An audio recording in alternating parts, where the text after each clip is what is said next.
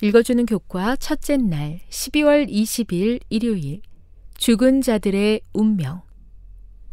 내 살을 먹고 내 피를 마시는 자는 영생을 가졌고 마지막 날에 내가 그를 다시 살리리니. 요한복음 6장 54절.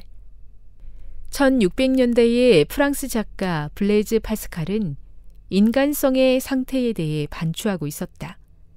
그에게 한 가지는 매우 분명했다.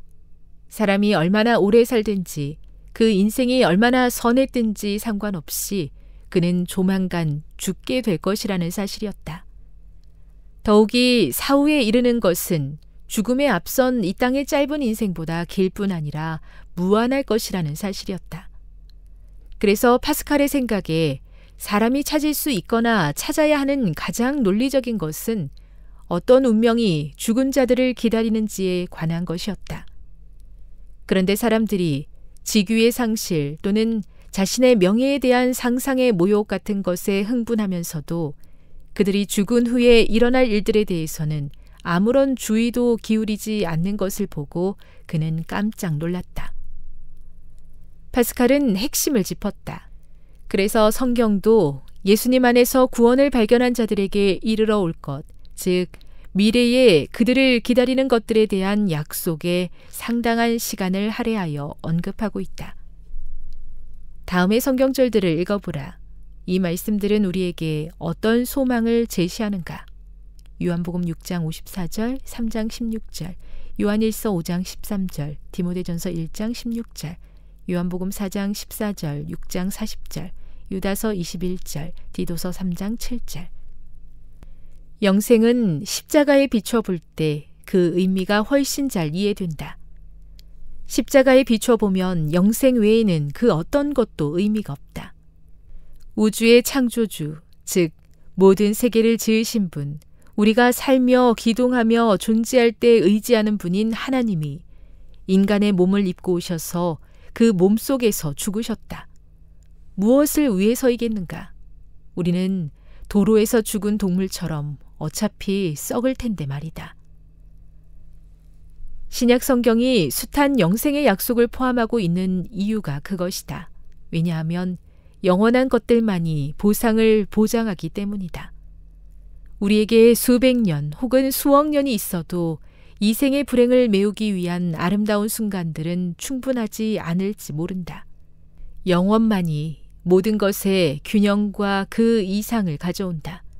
왜냐하면 무한한 것들은 유한한 것들보다 언제나 무한하게 많기 때문이다. 파스칼이 옳았다. 이곳의 시간은 장차 올 시간에 비해 너무 짧다. 따라서 우리에게 다가올 영혼을 준비하지 않는 것은 얼마나 어리석은 짓인가. 교훈입니다. 성경은 영생에 대한 하나님의 약속으로 가득 차 있다. 죽음 이후의 삶을 알지 못하고 짧은 이 생에서 영원한 내세를 준비하지 않는 것은 어리석은 것이다. 묵상. 그대는 죽음 이후의 일에 대해 얼마나 자주 생각합니까? 그리고 그것을 위해 어떻게 준비하고 있습니까? 적용. 어떻게 하면 그대가 사후의 문제에 대해 전혀 관심이 없는 그대의 친구들이 이 중요한 주제에 관심을 갖도록 도울 수 있을까요?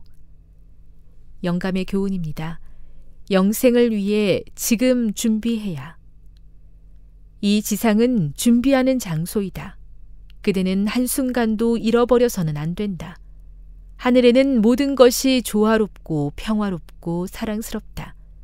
선한 일에 부유해지기 위하여 연구하고 나누어 주기에 민감하고 즐거운 마음으로 상통하고 다가오는 시기에 대비하여 좋은 기초를 놓으라.